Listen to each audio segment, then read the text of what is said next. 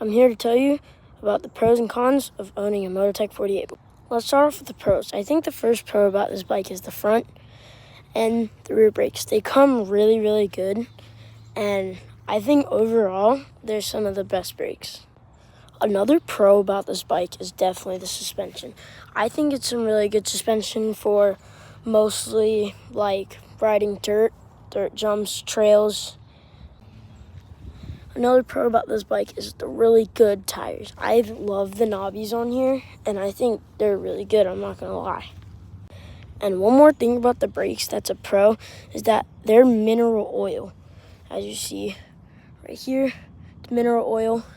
So that means you really won't have many problems with braking issues and stuff.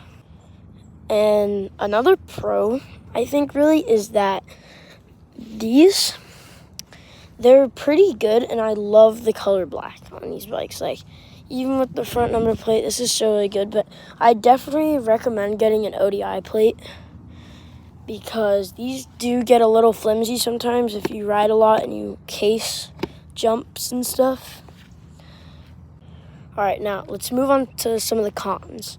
One of the cons is how much battery you get and how much range. So you see, turn on the bike right here, and then the chain fell off, so I definitely recommend being careful with the chain, as you can hear, to show proof that it's gone. But yeah, right now I'm at no battery, so yeah, I think I'm definitely gonna charge it. Another con is these pegs, like Mototech. What are these pegs, bro? They're so skinny, and like they're super flimsy, and they get really rusty after a while. They're not the best, but they're not the worst either. You should see razor pegs, I'm not gonna lie. Another con about this bike is I definitely think it's the speed. It goes to like 20 or 30, I think. I've done some research about it whenever I first got it.